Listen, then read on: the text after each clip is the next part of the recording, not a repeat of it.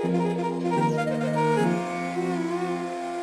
Ramayana, translated into English prose from the original Sanskrit of Valmiki, edited and published by Manmatha Nath Dutt, 1891. Ramayana, Ayodhya Kanda, Section 47. When the night had departed and day dawned, the citizens, not finding Raghava, were overwhelmed with grief and were deprived of their senses. With tears of grief and afflicted with distress, they looked hither and thither, but they could not discover even the dust raised by Rama's car.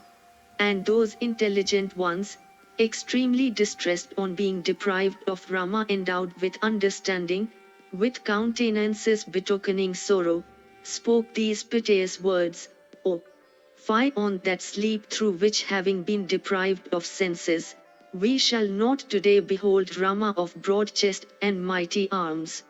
How could Rama of mighty arms, resorting to this undesirable course, have gone into exile as an ascetic, leaving behind those that regard him dearly? Why has that foremost of Raghus, who has always cherished us even as a father cherishes his sons begot by his own loins, forsaking us, betaken himself to the forest? Here will we either renounce our lives, or direct our course to the north to meet death. Of what good are our lives, when we have been deprived of Rama? There are huge trunks of dry wood to be got here in plenty.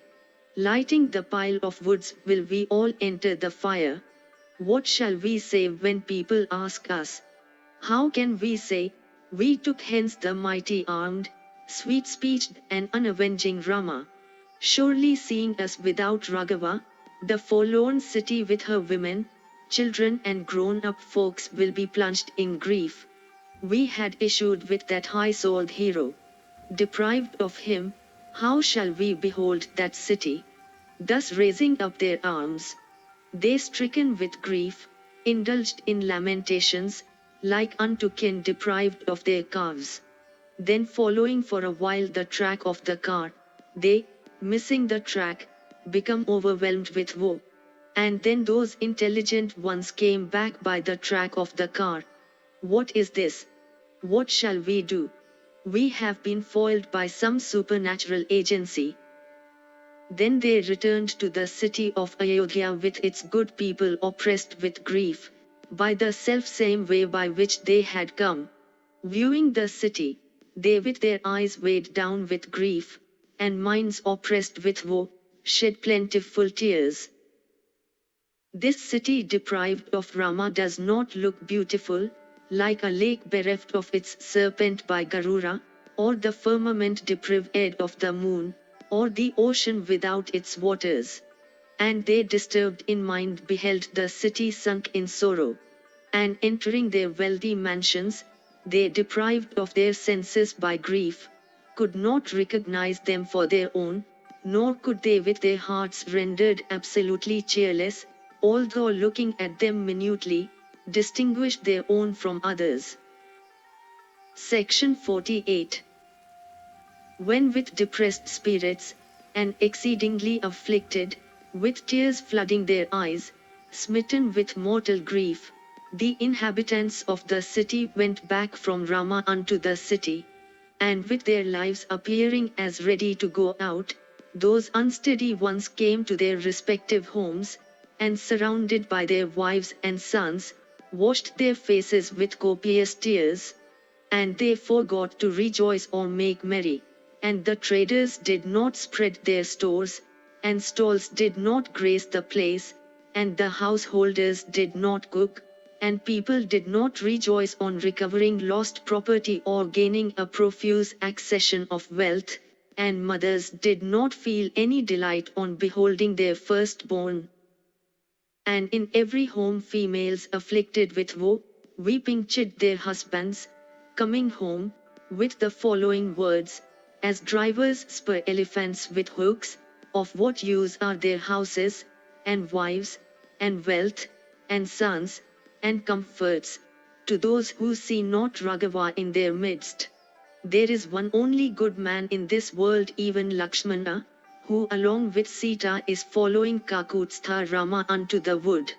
Those streams, assemblage of lotuses, and pools are blessed, by which bathing in the sacred waters, Kakutstha will pass.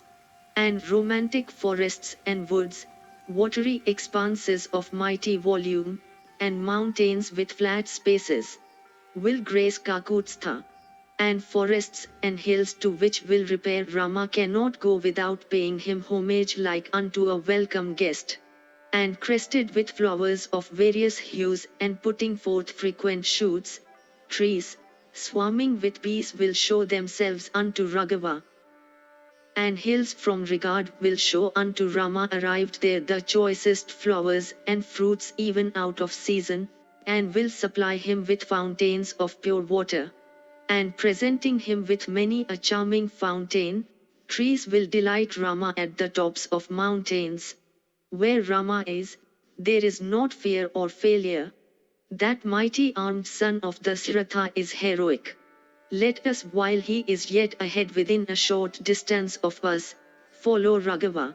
Even the shadow of the feet of our master, so high-souled, would bring us happiness. He is the Lord of all these, He is the refuge, He is the accomplishment of our religious duties. We and you will serve city and Raghava. Thus afflicted with grief, the women of the city spake unto their husbands. In the forest Raghava will attain for you the unattainable and protect what is attained, and Sita being a female will do the same for these women. Who will take pleasure in residing in a dwelling where the heart dies within itself, which is devoid of delight, where the people are always agitated with anxiety and which is exceedingly disagreeable. If this kingdom devolves on Kaikeyi, it will be divested of all virtues and will be like unto one without a master.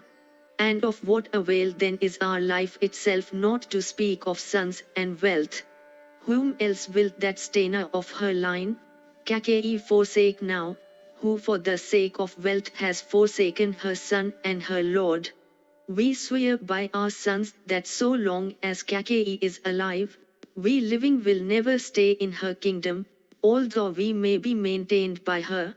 What happiness can be ours by living with that wicked and unrighteous one who, lost to every sense of shame, is bent upon exiling the son of the foremost of kings? Troubled by disturbances, with all its sacrifices stopped, and having no master over it, the entire kingdom will meet with destruction because of Kaikeyi. On Rama retiring to the forest, the Lord of Earth will surely not live, and Dasaratha dying, it is evident everything will come to naught. Do you, your virtue exhausted, and oppressed with grief-pounding poison, take it, or follow Raghava, or remove to such a place that the very name of Kaikeyi may not reach your ears.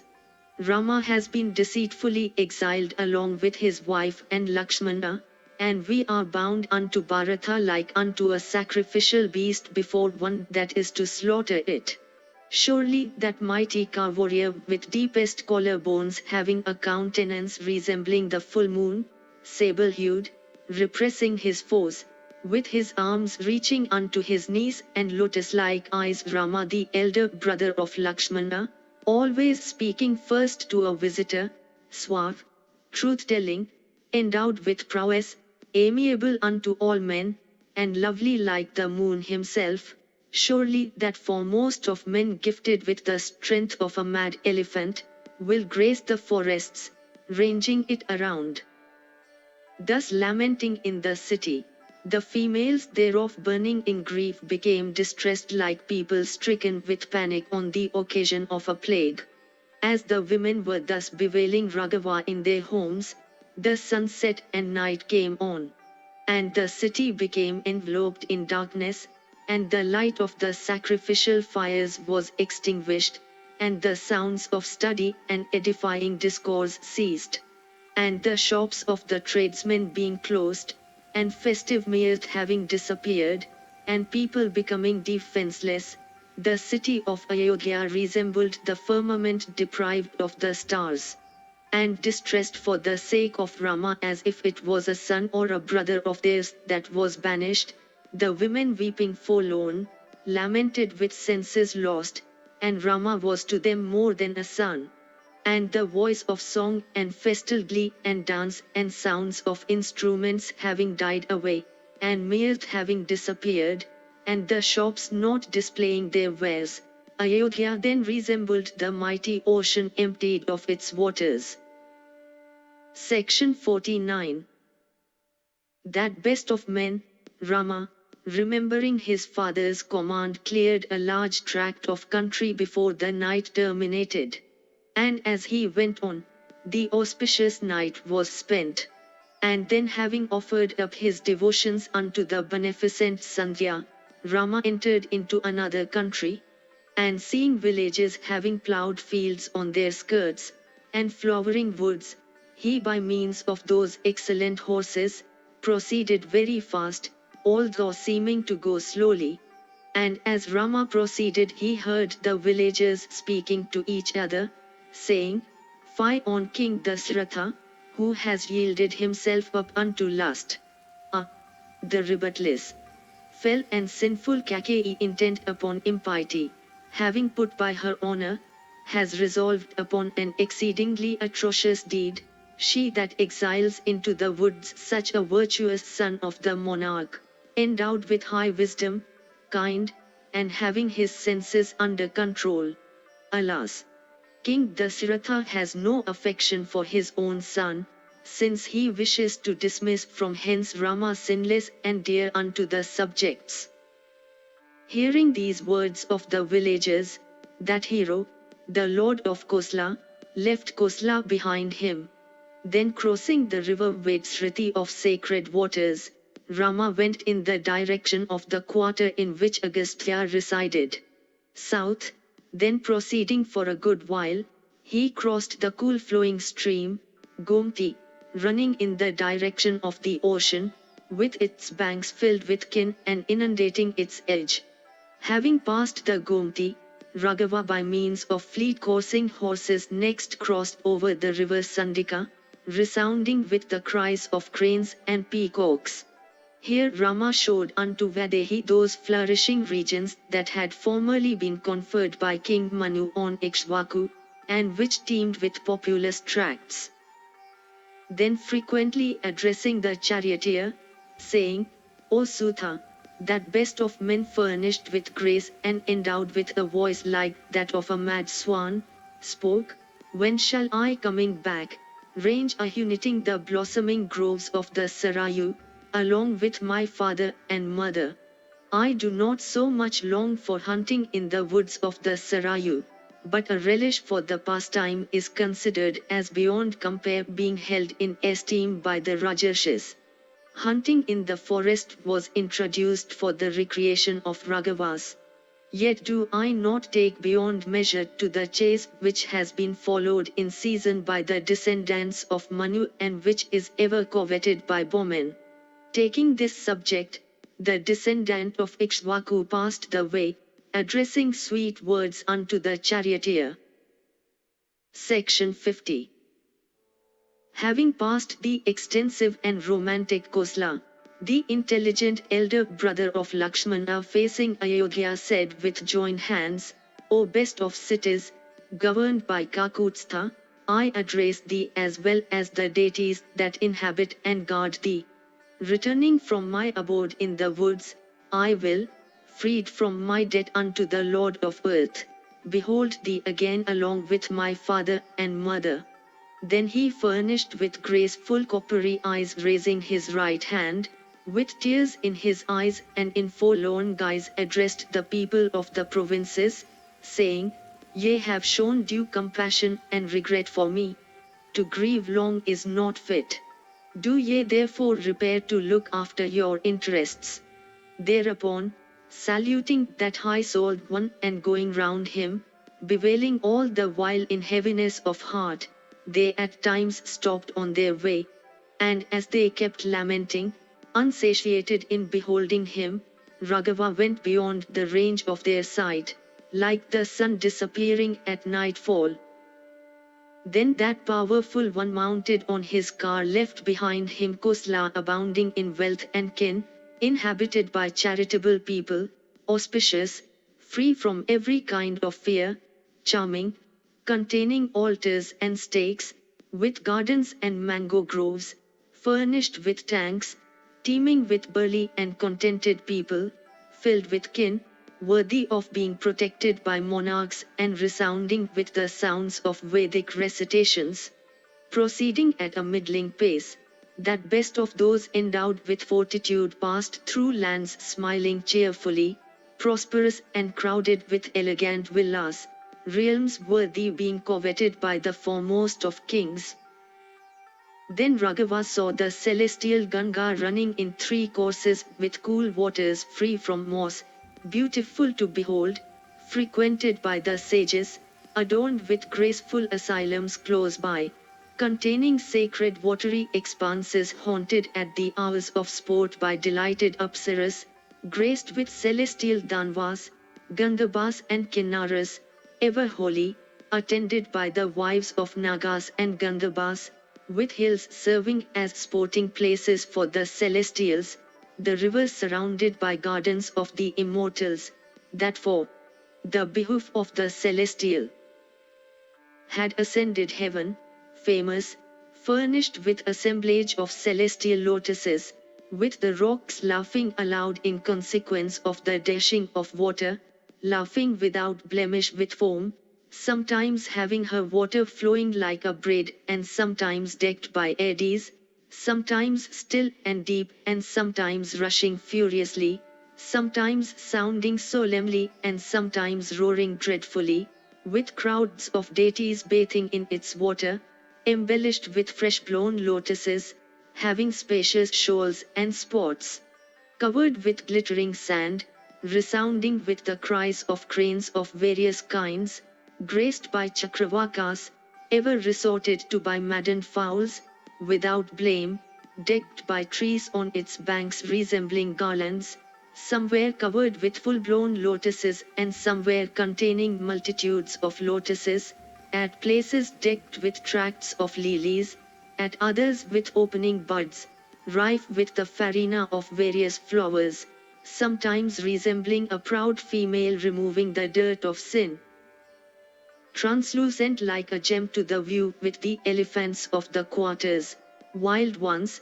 mad ones, as well as those the best of their species, and those carrying the foremost of celestials, roaring in the neighboring woods, adorned carefully with the choicest ornaments like unto a damsel, crowded with flowers and fruits and bushes as also with birds, flowing from the feet of Vishnu, divine, without sin, capable of destroying it, filled with porpoises, crocodiles and snakes, drawn out from the matted locks of Sankara by the energy of Sagras descendant, the queen of the ocean, resonant with the cries of cranes and cronchas.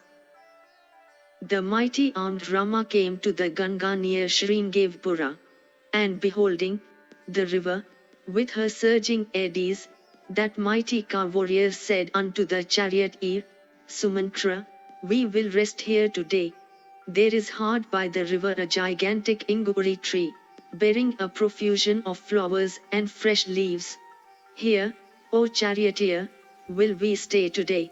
I see before me the foremost of streams, whose waters are honored by all and which is sacred to celestials and men and Gandhabas and beasts and serpents and fowls. Thereupon saying unto Raghava, very well, Lakshmana and Sumantra with the horses went to the inguri tree. And reaching the tree, that descendant of Ikshvaku alighted from the car along with his wife and Lakshmana. Then descend ing. Sumantra relieved those excellent horses, and with joined hands stood before Rama seated at the foot of the tree. There lived at the place a king named Guha, a friend unto Rama, dear as his own self, a Nishda by birth, powerful and famed as the lord of the Nishdas. Hearing that foremost of men, Rama, had arrived at the place, he, Guha, surrounded by his aged counselors and kindred came unto him.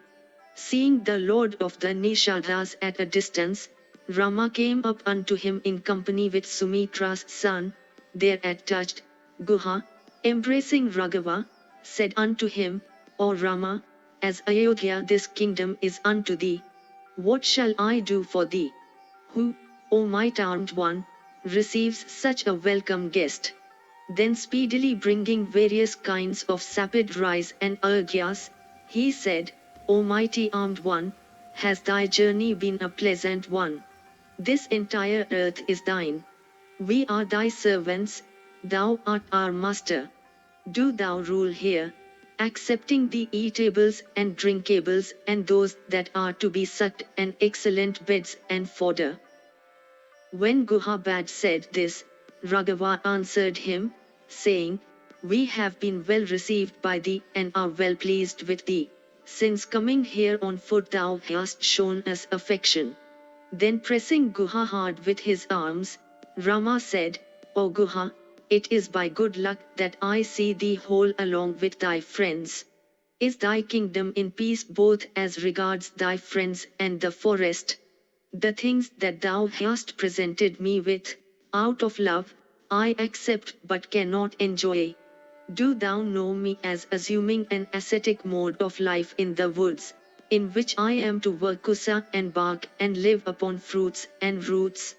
So, with the single exception of the food for the horses, things require I none, and these horses being well kept, I shall consider myself as entertained by thee. These are the favorites of my father, Dasaratha, and on these horses being well provided for, I shall be well received. Thereupon Guha on the spot commanded the men, saying, Let the horses have without delay meats and drinks. Then putting his sheet over his person, he, Rama, performed his evening devotions. Having done this, he took as his sustenance the water that had been procured by Lakshmana himself. On Rama having lain down on the ground along with his wife, Lakshmana washed their feet, and then remained stationed under the tree.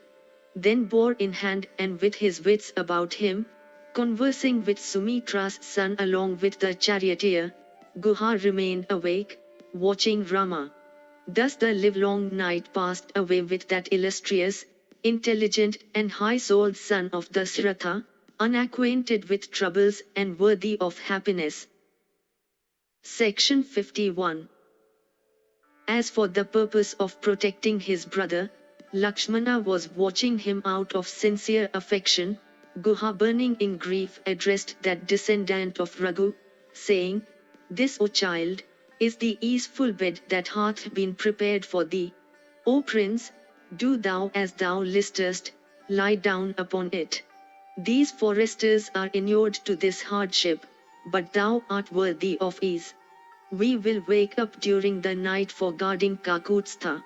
There is none on earth dearer unto me than Rama. This I tell thee truly, and I swear by truth itself.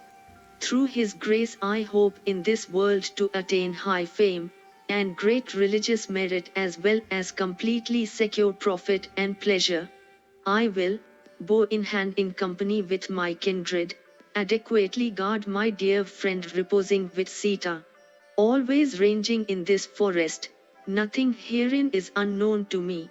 I shall vanquish even any mighty body of fourfold forces that may come up against us.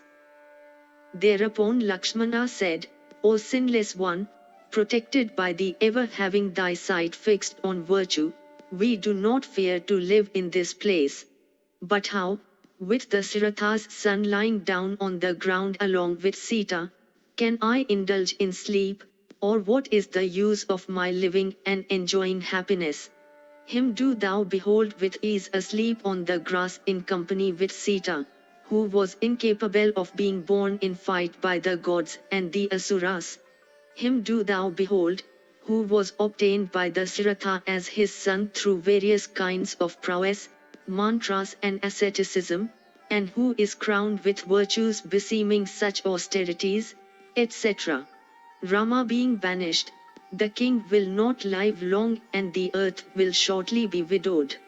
Having bewailed aloud, the women have, methinks, by this time, ceased through fatigue, and the king's residence is still.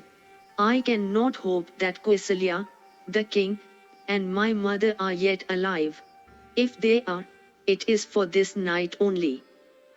Even if my mother live, looking up to Satrughna, yet this is my grief, that that mother of a hero, Kausalya, will breathe her last. And that palace filled with people attached unto Rama and flooded with the light of delight, will, visited with the calamity that will befall the king meet with destruction. How will the life of that high-souled king, not seeing his magnanimous son, his eldest son, remain in his body? And the king, lying, Kausalya will die after him, and then, my mother will depart this life. Frustrated in his desire, my father, foiled in his endeavors to confer the kingdom on Rama, will, exclaiming, all is lost, give up the ghost. Solely they are blessed that when the time shall come when the king will die, will perform the funeral rites of that descendant of Raghu. They will happily range the capital of my father, furnished with fair-looking terraces, with its highways laid out orderly, having lordly edifices and palatial residences, graced with excellent courtesans, abounding with cars, elephants and horses, resounding with the notes of trumpets, the abode of all auspiciousness filled with portly and contented folks, rich in gardens and villas, and celebrating popular festivities. If Dasaratha lives, we shall, returning from the forest, behold that high-souled one observing noble vows. If we remain in peace, we shall, returning from the forest with that one firm in promise, enter Ayodhya. As the high-souled son of the king, oppressed with grief, was thus lamenting, sitting up, the day broke.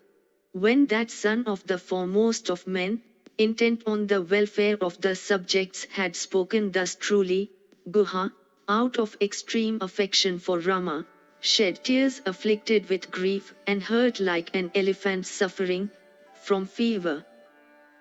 Section 52.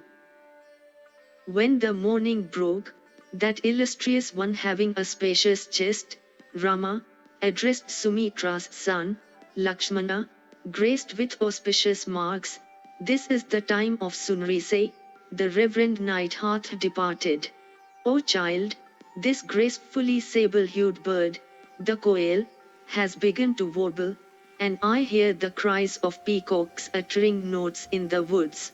O amiable one, we will cross the Jahnavi, fast rushing to the ocean. Hearing Rama's words, that enhancer of the delight of friends, Sumitra's son, conveyed them unto Guha and the charioteer, and then stood before his brother.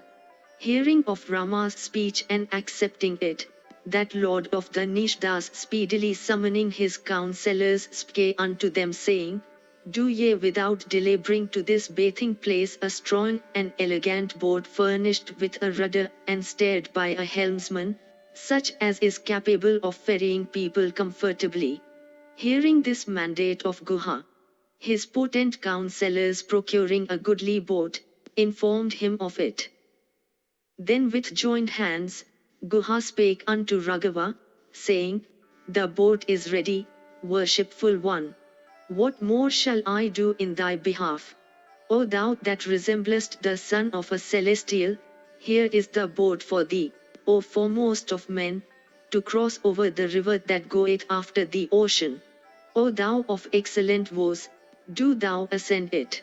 Thereupon the highly energetic Rama said unto Guha the following words, I have attained my end through thee. Do thou at once, get on board the baggage. Then donning on their mail and equipped with their bows, quivers and swords, the Raghavas along with Sita descended unto the Ganga.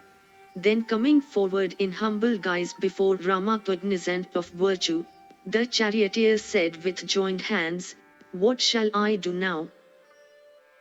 Thereupon Dasaratha's son, touching Sumantra by his goodly right hand, said, O Sumantra, do thou again repair unto the monarch, but let thy senses be unclouded.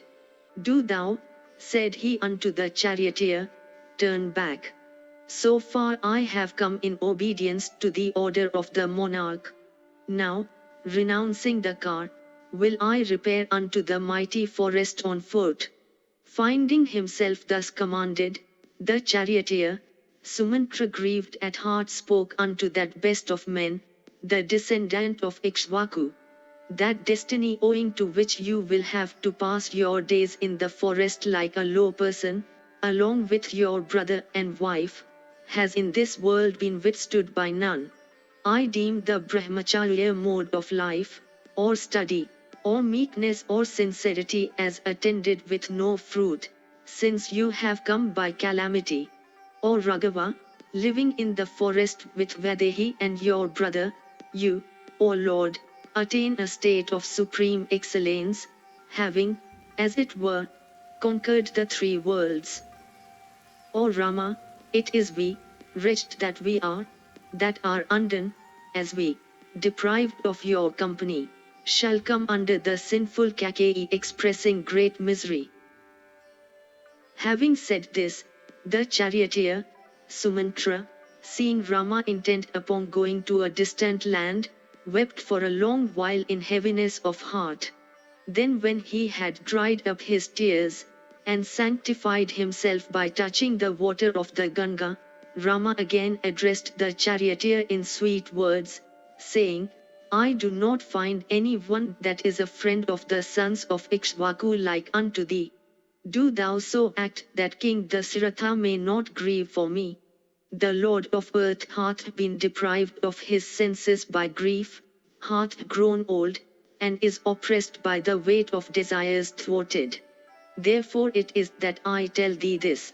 Whatever that noble-minded Lord of earth commands for the pleasure of Kaikeyi, should by us be done with alacrity.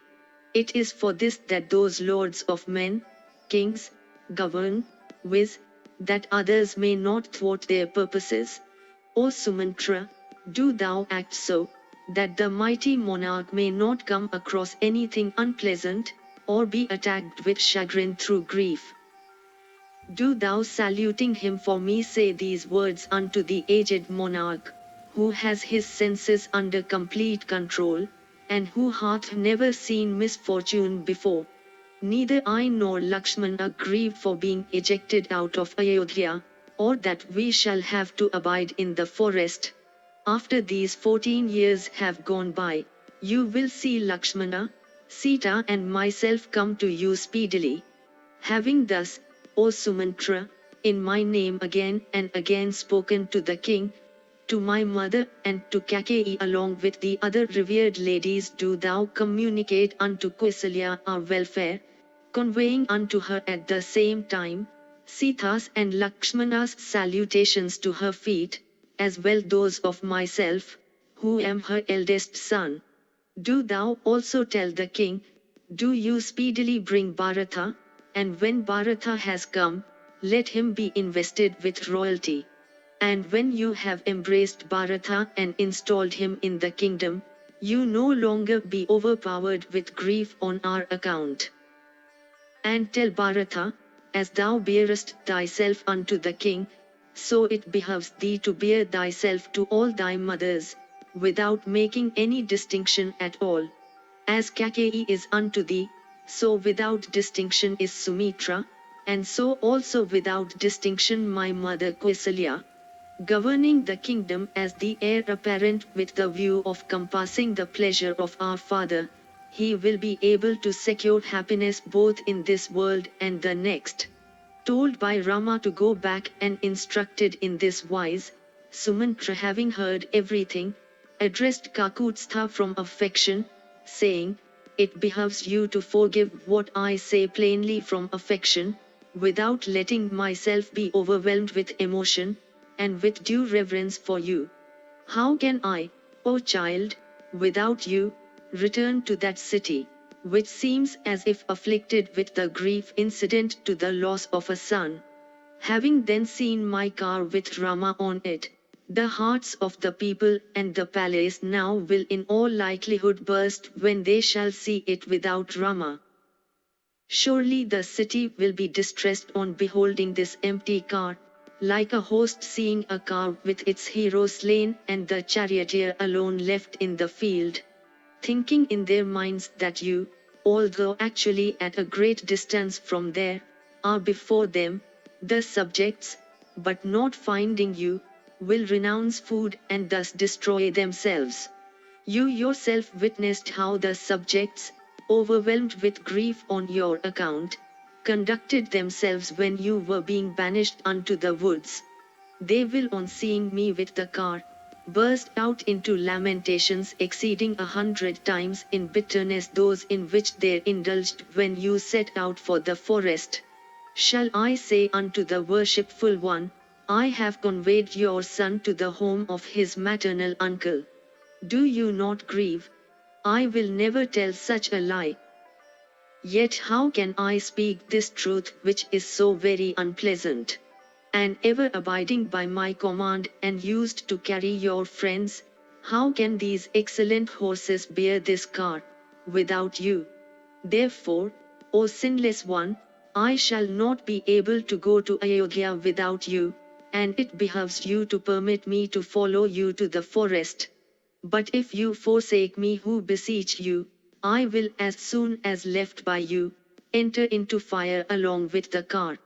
I shall, O Raghava, by means of this car, withstand all those impediments that shall present themselves against your ascetic austerities in the forest. I have through your favor experienced the pleasure of driving the car. I expect, at your hands, the pleasure of living in the woods. Be you propitious. It is my wish to remain in the forest with you, and do you say, affectionately, do you remain by my side, and these horses, O hero, will attain to a supreme state if they serve you during your abode in the forest. Living in the forest, I will serve you with the crown of my head, and I will entirely renounce Ayodhya or the celestial regions themselves. Even as a doer of evil deeds cannot enter the metropolis of the mighty Indra, I am incapable of entering Ayodhya without you.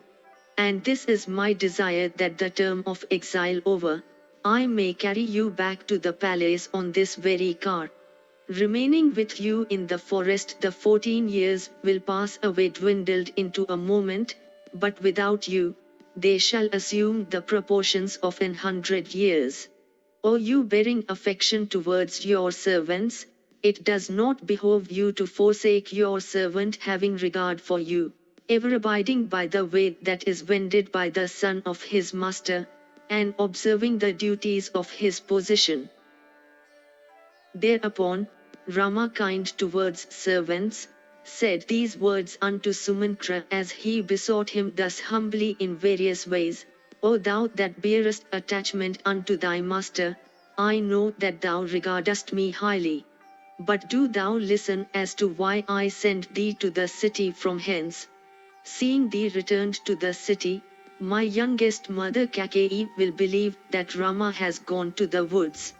Then well pleased on my having repaired to the woods, she will not entertain any apprehension anent the righteous monarch, thinking that he is untruthful. This is my first wish, that my youngest mother may obtain her son's kingdom, prosperous and well protected by Bharata.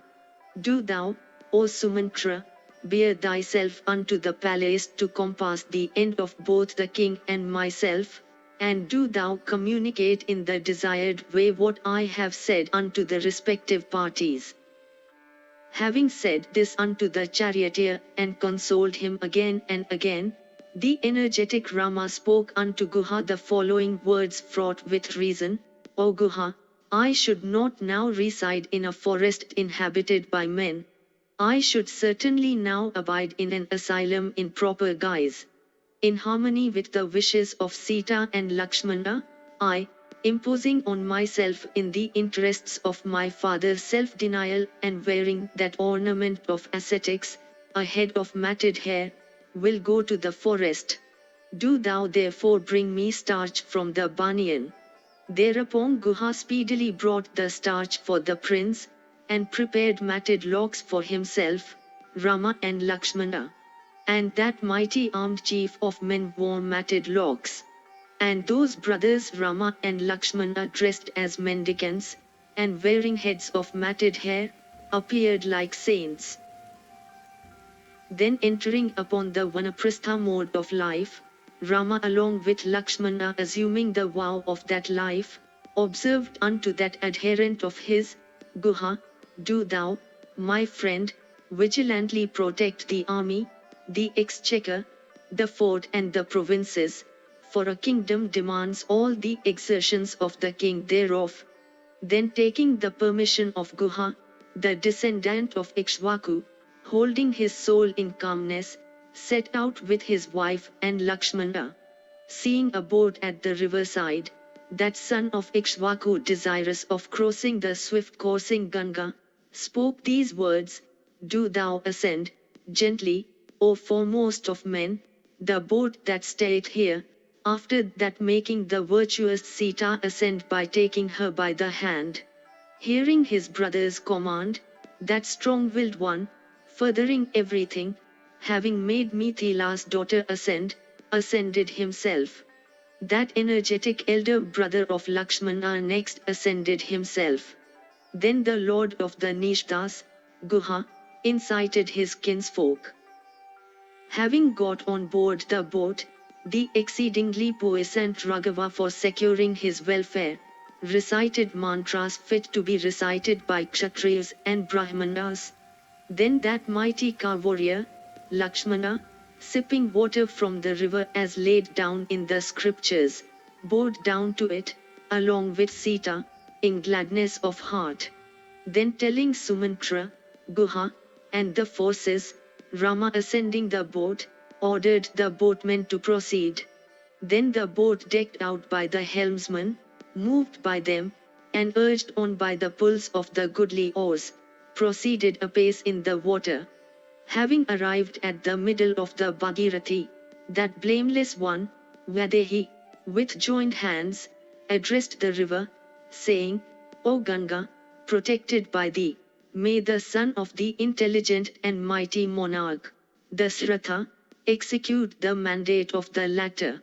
Having spent complete 14 years in the forest, he will return in company with his brother and myself. Then, O worshipful one, O thou of auspicious fortune, having returned safely, I will, O Ganga, worship thee, thou that crownest every desire. O thou that wentst in three ways, O revered one, thou envelopest the regions of Brahma. Thou appearest in this world as the spouse of the ocean king. I will, O respected one, bow down unto thee, O beauteous one, I will hymn thee, when, with good fortune returned, the foremost of men has obtained the kingdom, I will to please thee give away unto Brahmanas hundreds and thousands of kin, cloths, sapid rice, and vessels of wine by thousands, and pillars. O worshipful one, I will worship thee on Rama having returned to the city. And I will worship all the gods that dwell on thy banks, as well as the holy spots and fanes, as soon as, O sinless one, that mighty armed one without sin will, coming back from his abode in the forest, enter Ayodhya in company with his brother and myself. Having thus addressed the Ganga, that blameless one ever obedient unto her husband, swiftly went to the south bank of the river. Going to the other bank of the stream, that best of men, and subduer of foes stood along with his brother and Vaidehi. Then that long-armed one spoke unto the enhancer of Sumitra's delight, saying, Be thou, whether in society or solitude, intent upon protecting Sita. Of course it behoves us to protect her in lone places. Do thou, O son of Sumitra, go ahead, and let Sita follow thee. I myself will go in your wake, protecting both yourself and Sita. Surely, O foremost of men, we should now protect each other. We have not yet performed any of the arduous tasks. Today Vaidehi will know the grief of a life in the woods. And today she will enter the forest destitute of the concourse of men, devoid of fields and gardens, uneven, and containing pits, etc. Hearing Rama's words, Lakshmana went ahead, that descendant of Raghu, Rama, followed Sita. On Rama having speedily crossed the Ganga, the distressed Sumantra, who had been gazing at him steadfastly, being no longer able to discern him, turned away his eyes and, overcome with grief, shed tears. And having crossed that mighty river, that high-souled one, that bestower of boons, resembling in prowess a Lokpala, without delay entered the flourishing and smiling Vatsas crowned with goodly crops.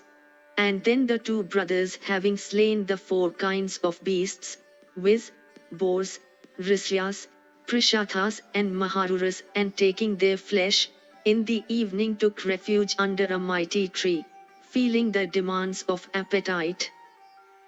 Section 53.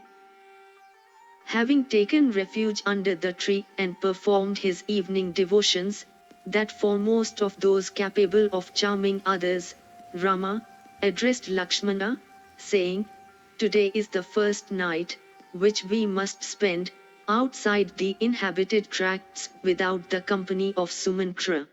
Thou ought not to suffer thy mind to be uneasy on that score. From tonight forth, we shall have to guard her vigilantly, for, O Lakshmana, the preservation of what she has, as well as the securing unto her of what she has not, rests with us. We will, O son of Sumitra, anyhow pass the night, let us ourselves procuring leaves and spreading them on the ground, anyhow lie down on it." Saying this, Rama, lying down on the ground, although worthy of a costly bed, spoke these excellent words unto Sumitra's son, "O Lakshmana, surely the king sleeps uneasily today, and Kaikeyi having attained her end ought to be satisfied. Will not that revered lady, for the purpose of having Bharata established in the kingdom, take the king's life, when she shall see Bharata arrived? Forlorn and old and deprived of me, I do not know what he will do, his soul possessed by desire, and having come under the influence of Kaikeyi. Viewing this calamity that has overtaken us and the disorder that has taken place in the senses of the monarch, I deem even lust as more potent than either virtue or interest. O Lakshmana, what man is there ignorant though he be, who for the sake of a female forsaketh as my father has done me, his son following his footsteps? Kaikeyi's son Bharata with his wife is really happy, he that enjoys the sole sovereignty of the delighted Kosala. Now that our father has grown old and I have taken refuge in the forest, he will alone experience the supreme felicity in the kingdom. He that, renouncing interest and virtue, follows lust, speedily gets himself involved in troubles, even like King Dasaratha. O amiable one, I think that Kaikeyi has been born for making an end of Dasaratha, sending me into exile, and conferring the kingdom on Bharata. At present for imparting me pain, Kaikeyi, intoxicated by the tide of good fortune, will afflict Kausalya and Sumitra. Thy mother, the revered Sumitra, will be smitten with grief on our account. Do thou, Lakshmana, tomorrow morning repair unto Ayodhya, I alone will go unto Dandaka along with Sita. Thou wilt be the protector of the helpless Kausalya. Kaikeyi is surely mean-minded, she perpetrates wrongs from malice. O thou cognizant of virtue, she may administer poison unto my mother. Surely, O child, in a former birth, women were bereft of their sons by my mother, O son of Sumitra, and it is for this that this misfortune has befallen her. Having been brought up and reared with great pains by Kausalya, I have left her at the time when her labors ought to have borne fruit. Fie on me! Let no woman, O son of Sumitra, give birth unto a son like me, who have imparted such infinite pain unto my mother. O Lakshmana, I consider my mother's female parrot as more sharing her affection, since she is heard to say, O Sukha, do you bite the foot of the foe? What am I, or repressor of foes, now to do for her, bewailing, of slender fortune, she that hath not profited in the least by her son, and who stands in no further need of his good offices. Surely my unfortunate mother, Kausalya, bereft of me, lies down on the ground, overwhelmed with woe, and plunged in an ocean of grief. O Lakshmana! Enraged, I alone, without doubt, can rid Ayodhya the earth herself by means of my arrows. But improper is the display of prowess for no reason. O sinless one, I am afraid of unrighteousness and of the next life, and for this it is that, O Lakshmana, I do not install myself in the kingdom. Having in solitude for a long while piteously bewailed thus and in other ways, Rama sat silent in the night with tears in his eyes. Thereupon Lakshmana consoled Rama spent with lamentation, like unto fire deprived of its radiance or the ocean of its tide. Surely, O Rama, O foremost of warriors, on your having come out, the city of Ayodhya is shorn of its splendor like the night deprived of the moon.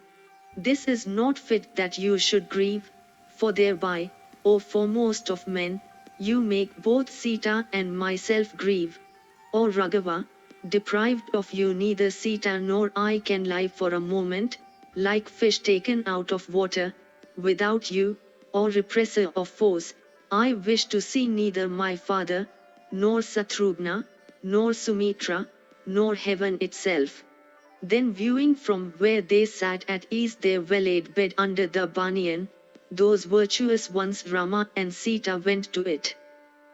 Hearing Lakshmana's excellent and appropriate words with which he gladly assumed a life in the woods, that subduer of foes, Raghava, in the name of righteousness, at once fully granted him the permission to dwell with him for the entire 14 years. Then like unto a couple of lions dwelling on a mountain summit, at that lone spot of the extensive forest, those powerful perpetuators of the Raghu race, began to dwell without fear. Section 54. Having passed the auspicious night underneath that mighty tree, they, when the sun had risen in unclouded splendor, went away from that place. Then diving into a mighty forest, they proceeded in the direction in which the Bhagirathi Ganga meets with the Yamuna. And those illustrious ones went on, viewing at intervals various fields and delightful lands which they had never seen before. And going on beholding various kinds of blossoming trees, Rama when the day had declined, spoke unto Sumitra's son, saying, O son of Sumitra, do thou behold the beautiful wreath of smoke that rises in front of Prayaga, a sign of the worshipful fire, and I infer some ascetic to be near. For certain we have arrived at the confluence of the Ganga and the Yamuna, and it is for this that we hear the roar of the waters produced by the rushing of them. And all these various trees with their wood hewn away by foresters are seen in the asylums. Thus having proceeded at ease, those bowmen when the sun stood aslant, arrived in the vicinity of the ascetic's residence on the delta of the Yamuna and the Ganga. And proceeding a while on the way, Rama, in presence of the asylum, came up to Bharadwaja's place, frightening beasts and birds. And arriving at the hermitage, the heroes desirous of seeing the ascetic, stood at a distance with Sita behind them. And as soon as entering in, that exalted one saw that high-souled anchoret of accomplished woes, who had attained spiritual insight through austerities, sitting surrounded by his disciples after having finished the Agnihotra. Rama with joined hands saluted him along with Sumitra's son and Sita. Then Lakshmana's elder brother imparted unto Bharadwaja a knowledge of himself. O worshipful one, we are the sons of Dasaratha, Rama and Lakshmana. This is my wife, the auspicious daughter of Janaka. This blameless one followed me unto the solitary forest, and my dear younger brother, the son of Sumitra too, observing the vow, follows me, who have been exiled by my father. O revered one, commissioned by my father I will enter the forest of asceticism, and there subsisting on fruits and roots will practice virtue. Hearing those words of the intelligent prince, that righteous ascetic brought a bull as well as Ayodhya and water and divers kinds of edibles consisting of wild fruits and roots, and that one of fiery austerities assigned quarters, along with beasts and birds as well as ascetics, for Rama. Then paying homage unto Rama as he proceeded by short stages, and asking him, has your journey been a pleasant one? The ascetic sat down. And when Raghava had sat down after receiving the homage, Bharadwaja spoke unto him these words fraught with virtue, O Kakutstha, I behold thee come after a long time. I have heard of thy causeless exile. This spot at the meeting of the mighty rivers is lonely, sacred and charming. Do thou dwell here happily. Thus addressed by Bharadwaja, that descendant of Raghu, Rama intent on the welfare of all, answered in auspicious words, O reverend one, I apprehend that, living hard by, the inhabitants of the city and the provinces, thinking me as easily to be seen, will come to this asylum desirous of beholding me and Vadehi. It is for this reason that living at this place does not recommend itself unto me. Do thou, O worshipful one, hit upon a retired and agreeable asylum where Janaka's daughter worthy of happiness, will pass her days pleasantly. Hearing this auspicious speech of Raghava, that eminent anchoret Bharadwaja said these words calculated to serve Rama's purpose, 10 crosas hence, my child, is the mountain where thou shalt dwell. It is inhabited by Maharshis, and is sacred, and picturesque throughout, abounding in goldnagulas, monkeys, and bears, known by the name of Chitrakuta resembling Gandhamdana. On beholding the peaks of Chitrakuta, one reaps welfare, and ignorance does not envelope one's mind. Their innumerable saints with the hair of their heads rendered white like skulls, having spent hundreds of years, have through austerities ascended heaven. That solitary spot I deem as one which will make a happy residence for thee. O Rama, do thou, for living out the term of thy banishment, dwell either here or with me. Bharadwaja entertained his welcome guest, Rama, along with his wife and brother by extending towards them every right of hospitality. And at Prayaga Rama having obtained the company of that Maharshi, and discoursing on a variety of sacred topics, the night came on. And with Sita for the third, Kakutstha brought up in luxury, being fatigued, pleasantly spent that night at the romantic hermitage of Bharadwaja. When the night had passed away and day dawned, Rama approached Bharadwaja, and that chief of men addressed that ascetic of flaming energy, O reverend sire of truthful character, we have here in thy asylum spent the night. Do thou now permit us to set forward for Chitrakuta. On Rama having passed the night there, Bharadwaja spoke unto him, do thou trace thy steps to Chitrakuta filled with delicious fruits and roots.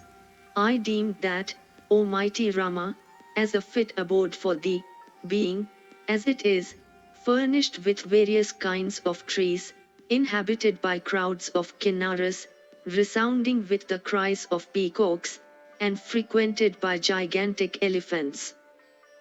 Do thou repair unto the famed Chitrakuta, holy, fair to the view, and abounding in countless fruits and roots. And in those forests range herds of elephants and deer, and these, O Raghava, thou wilt behold. And ranging with Sita, rivers and rills and plateaus, caverns and fountains, thy mind will experience delight. Delighted with the notes of joyous coestivas and coels, and the cries of deer and countless mad elephants, do thou, arriving at the auspicious mountain, reside at that romantic asylum.